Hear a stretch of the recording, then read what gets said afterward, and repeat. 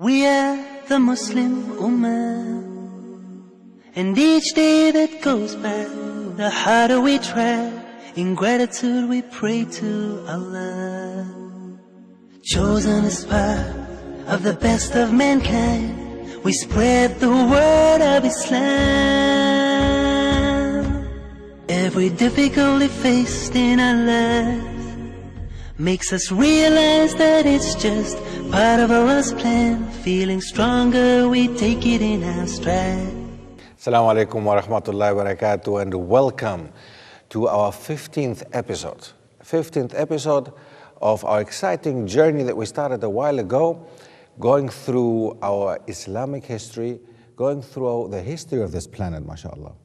Now, we have seen that actually continents like Asia, Africa, even Europe, it's kind of known that there was some contact with Islam and the Muslims, and the spread of Islam went, of course, from that time. It went all the way to Europe from that time, from the time of Rasulullah sallallahu alaihi wasallam already, with the four Khilafah, and after this one, of course, also the Umayyads and the Abbasids, all these phases of the Muslim rulers, all these Muslim rulers brought Islam basically throughout the known continents of Africa, Asia, and even Europe. And many people have been busy the last couple of years rediscovering this type of history, also the history in Spain and the Iberian Peninsula. However, something that people do not know, and something that I would like to focus a bit in this episode, would be the spread of Islam to America. Yes, and this all under the same category, the category of the historical spread of Islam, meaning the indigenous people accepting Islam and not some immigrants like it happened, of course, later, and we will talk about this one. But at this moment, I would like to focus on how did Islam get to the Americas, North as well as South America, the Caribbean, the islands in the Caribbean, but also the entire spread of Islam from the beginning, from the north to the south, and from the beginning of Islam, basically, until nowadays. Now, in this episode, we will focus pretty much on the spread of Islam in the Americas, especially through the slave trade. Now, I'm sure that many of you know that in the past, especially in the 16th century, basically from 1550 on, there were slave traders, European slave traders, and the very first ones who started the slave trade were the Portuguese. And it's recorded in history that there were two Portuguese brothers who decided to basically go to Africa, where they had colonies already, go to Africa and take some African workers with them in order to keep them on the sugar plantations in the Caribbean or in America. Especially we're talking about Brazil. Portuguese, of course, the Portuguese, the biggest country in Latin America and South America, Brazil, was under Portuguese occupation. So if we're looking into this, we can see that from the very, very beginning, the Muslims went also to America as well as the non-Muslims went to. But not only with the slave trade, this is something that we mentioned already earlier, but Christopher Columbus, for example, and we know that Christopher Columbus went to America and discovered America for the Spanish Queen, although he himself was not a Spaniard. The Portuguese were there before him, but Christopher Columbus had with him scientists and people who helped him to go to America who were actually Muslims. Again, a reminder, the compass was invented in Muslim Spain. Before the Spaniards, of course, could go out because they were still under Muslim control until 1492. The last city, Muslim city, Granada in Spain, fell in 1492. The Portuguese, long before, 200 to 300 years before, if not even longer, they were the ones who started already getting out towards America, towards Africa, and discovering these lands for themselves, settling and also arranging colonies in Africa as well as in America. Now, the Portuguese also, that time, had with them quite some Muslim scientists and people who knew about the whole affair of maritime, actually naval transportation, and how to get to America, that the globe was round, because the Christians even that time believed that the globe was actually flat, that there is no globe, that the world was flat. So this is something that the Muslims, of course, knew, and we can find out that Allah describes this in the Quran already, mashallah. We know and we knew that, of course, the world is a globe, it's round. Now, when Christopher Columbus arrived in America, we can see that he obviously thought that he was in India, simply because, well, he thought that if he goes around, basically, he would end up in India, did not consider that in between going from Europe to India, while making the circle, he would have to cross America, the Americas. Now, he arrived in the Caribbean Sea, and he thought that he was in India, and named the people he saw Indians. And that's the reason why until nowadays we call the people, the Native Americans, the real Americans, we call them Indians. Now, what the British have done in order to distinguish between India and America, or the Caribbean, they basically called India, India, and the Caribbean Sea, the West Indies, West Indies. So that's why all these names came about, and it's quite interesting to actually know these things, because it makes sense nowadays if you think of Jamaican people in Britain being called West Indians. They have nothing to do with India, simply because they are in the West, from the West Indies, as the British named that part of the world at the time. Now, so when Christopher Columbus arrived in the Caribbean islands, in some of them, and discovered so-called the Americas for the Spanish Queen Isabella, the first thing that they did in Spain was to get rid of the Jewish and Muslim population in Spain, the ones who remained still, especially in the city of Granada, which was the last one to fall to the Christian king and queen. The Jews had to leave straight away or to face death, and most of them went to the Ottoman Empire, where the Ottoman Sultan received them gladly. Some of them went to Morocco, nowadays Morocco. That's the reason why there was quite a big Jewish community in Morocco and in North Africa. And then many Muslims decided still to either go to North Africa or to still stay in Spain, in the Christian Spain nowadays, but they had to face persecution, and many of them had to face death, and many of them in the end had to leave. In America, the situation for the first Muslims, of course, is unrecorded. We have no idea what happened to the people who arrived first there, if the Muslims settled, if there were any Muslims there who came with Christopher Columbus and settled there. We know that some of them were there, but we don't know if anybody settled there, any families or something. We don't have any precise documentation about that. But one thing that we also know, which is very important to mention here again, is that before Christopher Columbus arrived in America, there are documents that the Muslims had already been in America, as well as the Vikings had been already in America, and other nations or other people had already been to America. Now, what is known to us nowadays and what the history books tell us nowadays is simply that 1492 discovery of America. Discovery for whom? Discovery for the Europeans. It was there the whole time. The Native Americans did not have to be discovered by Christopher Columbus. They were not waiting for him. So let's just call it the way that actually reality is. So if we're looking into the slave trade that started in 1550, it's a very sad phase of our history. Not only the Islamic history, but the history, the world history in general.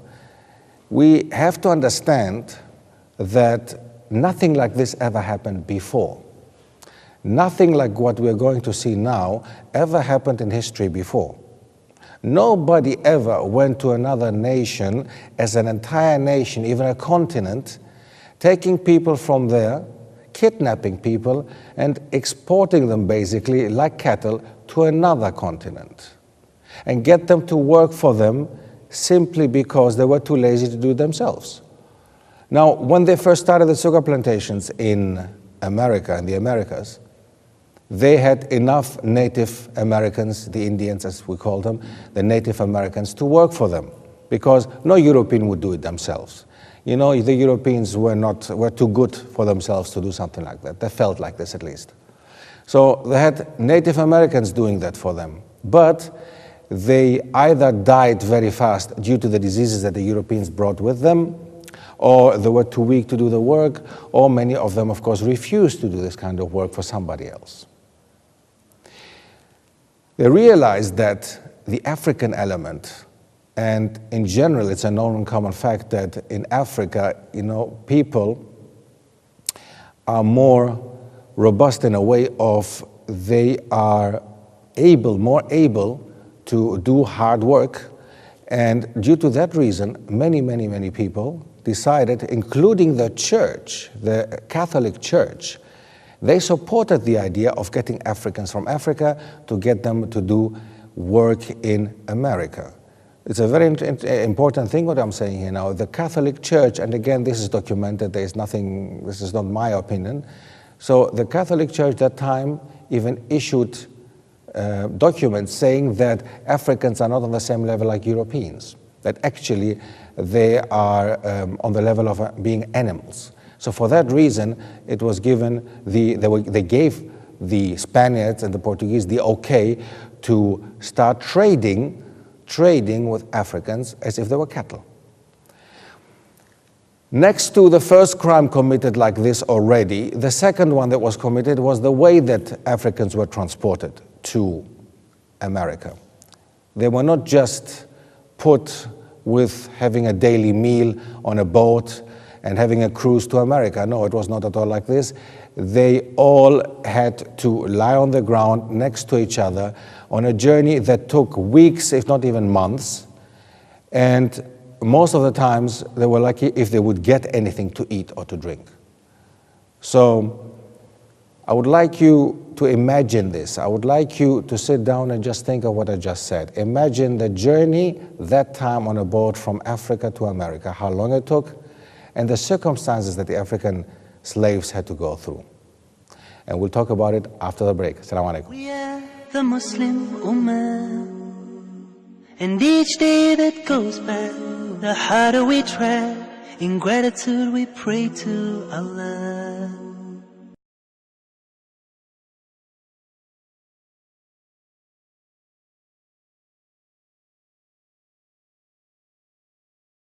We are the Muslim Ummah, and each day that goes by, the harder we try. In gratitude we pray to Allah. Assalamu alaikum wa rahmatullah, and welcome back after the break. Now, we spoke before the break about the slave trade. We spoke before the trade about the crime, as I call it, and many in history call it, that was committed during the time of 1550 when everything started until around 1800s ongoing. It was a crime committed to a specific nation. It was a crime committed especially to the African continent, supported by the Catholic Church at that time and supported by business people and tradespersons who basically saw in it nothing else but a business. Africans who were taken from Africa, a third of them has been discovered now, by the way, a third of them were Muslims. 1/3 of them were Muslims. Now, this is an amazing fact, isn't it? If you imagine that more than 30% of the people who were taken from Africa to America were Muslims, and on their way to America, many of them died. We do not know exactly how many of them were taken away. There is no exact data. We do not know exactly how many arrived in America alive. We do not even know how many died on their way to America. And of course, we don't know exactly how many Muslims arrived in America in the end. But we know that around a third, and Abdul Hakim Quick, who has done quite some research about this subject, Islam in America, in the Americas, and has written quite some useful information in books about this topic, he has come to the conclusion to say basically more than 30% of the Africans who were taken from Africa to America were actually Muslims. We know also for a fact that in America, when many of these slaves had arrived in America, many of them, especially the Muslims, decided to flee from their masters and were quite rebellious actually in their attitude and behavior, which obviously is understandable. The white masters did not allow the Africans to practice their religion, especially not when it was Islam, because you have to imagine that the Spaniards and the Portuguese just came out of, having Muslim time behind them already, and now suddenly they discover that they had to deal again with Muslims, and this time these Muslims that they had there were under them, so they could do what they wanted basically with them, and they did prohibit them from practicing their deen properly. But still, we have documents. We know that many of the Africans who fled, who left the plantations, many of them were even able to read and write. And that's how most of the Muslims, actually, most of the African Muslims were the ones who could read and write. And even there were treaties found in North America, treaties found between the Europeans and Muslim Africans who had fled the plantations, who had established own societies already at that time. And there were treaties found between them and the Europeans to basically starting with Bismillahir Rahmanir Rahim. Amazing, isn't it? If you just imagine that Islam was present during the time that basically we're talking about the 16th century, we're talking about the 17th century, and people were aware of Islam that time already, mashallah. Now, not of course a very negative and positive thing to think about. It's quite a negative thing to think that it came to America through slavery, and the first Muslims in that way were actually slaves, African slaves. But positive again is to see that how developed Islam made a person. The Muslims who arrived in America, the African Muslims, could read and write, most of them. Many of them were very educated people. Many of them knew the Quran. There were people who were Hafiz Quran. They knew the Quran by heart. And we also know that many of them could recite the Quran, and that there was an attempt to write the Quran down in the Americas, which happened also in South Africa and in other parts of the world, where basically Muslims had to somehow cope with whatever was there, and there was not a lot. So one important thing to look into is the history of the Muslims in Brazil in that way. Because we should not forget, many people when they think of Brazil, many people when they think of South America or North America, they don't think of Islam. Or if they think about Islam, they're thinking of Islam due to immigration. Of course, immigrants came to America later, but that time already, in the 16th, 17th century, there were already Muslims in a variety of parts of South America and in North America, and specifically in Brazil. Brazil was the country which obtained 37% of all African slaves. 37% passed through Brazil. Now, many of them settled, of course, in Brazil, and we can see that nowadays in Brazil's population, we can see a rainbow, mashallah, a beautiful type of rainbow kind of population in Brazil, a mix of people, and we can see that the African element is definitely very, very clear to be seen. More than 3 million slaves were sent to this one and only country, to Brazil. More than 3 million slaves. Of course, in between, there were a lot of Muslims. We don't know the exact number, but we know that many of them, of these 3 million, were Muslims. We know that 30% again came from Africa. There are 30% of African slaves that came from Africa to America in general were Muslims. Now, in the case of Brazil, we don't know if it was still 30% or more or less. An important point that I would like to make here now about the Muslims in America, and especially specifically in Brazil, they were, as I said before, quite rebellious. They did not want to accept, of course, this faith of being slaves, because in their home countries, most of them were either educated persons or they were leaders in their tribes and societies, and that was unacceptable for them to be in such a way, of course, enslaved in such a way. So that the first and most important Muslim uprising of 1835 in Brazil, in Bahia, in the city of Bahia, illustrates the condition and legacy of resistance among the community of the Males. Males was the name for African Muslims. They were known in the 19th century Bahia, in the city that I was talking about, as Males. Now, 1835, a very, very important revolt. It was, just to make this clear, not entirely the first one, but the first one that is documented in such a way that we know more about. Before there had been other revolts also, not only in Brazil, but also in countries like Suriname, in Guyana, in the Caribbean countries, islands. But this specific one played an important role. During that time, in the 19th century, when the slave revolt was in Bahia, people have discovered nowadays that the African slaves did not just come from one specific tribe or one specific area of Africa. Most of them came from West Africa. West Africa is divided into many countries nowadays, and of course into many tribes. Now, there were, of course, fights between the ethnic Yoruba, for example, the Ovo, Ilorin, different tribes that were actually that time living in that area.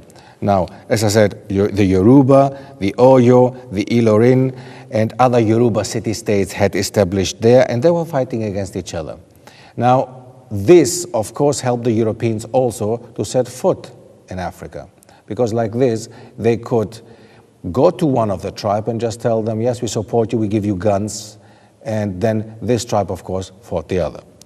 So they found out that, of course, from many different tribes, Africans went to America. And many of them came from tribes which we know nowadays, and we knew that time also, that were basically Muslims. The slaves, as I said before, were not allowed to practice their religion in America and in Brazil, as the country that we're busy with now, especially Brazil.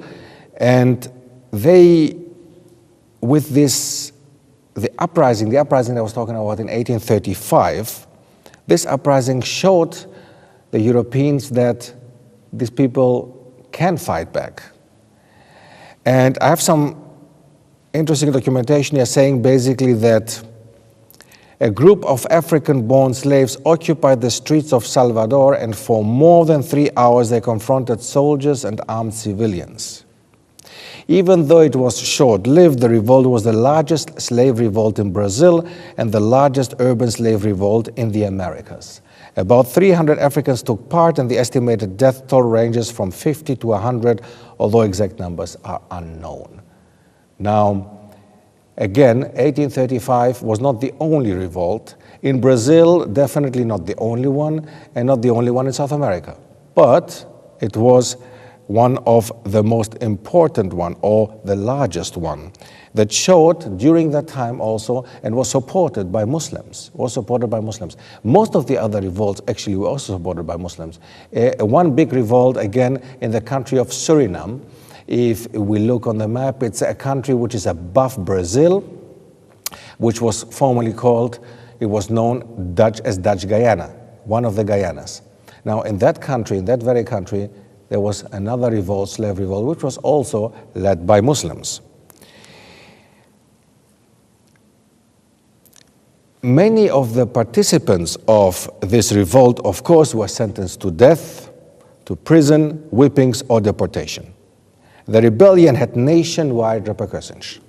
Now, many of the people, of course, after having seen what happened to the revolutionaries, feared the Brazilian authorities, the Portuguese Brazilian authorities, and began to watch the Males very carefully.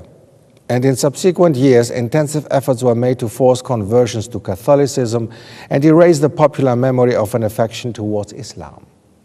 So that gave them a little bit more push towards getting these African Muslims away from their Islam, because it makes them too rebellious.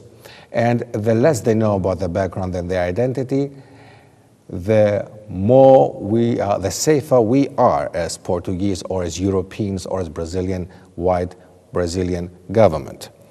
Now, they tried as much as they could and many things worked, but still, as late as 1910, it is estimated there were still some 100,000 African Muslims living in Brazil. Now, about nowadays situation in Brazil, we will talk about it in another episode, inshallah, but we see that Brazil, the Americas, South America, North America had Muslim population already long before immigration started for Muslims. Jazakumullahu khair. I would like to thank you for your interest and see you in the next episode. Assalamu alaikum. We are the Muslim Ummah, and each day that goes by, the harder we try. In gratitude we pray to Allah. Chosen as part of the best of mankind, we spread the word of Islam. Every difficulty faced in our lives makes us realize that it's just part of Allah's plan. Feeling stronger, we take it in our stride. We are the Muslim Ummah, and each day that goes by, the harder we try. In gratitude we pray to Allah. Chosen as part of the best of mankind, we spread the word of Islam. Every difficulty faced in our life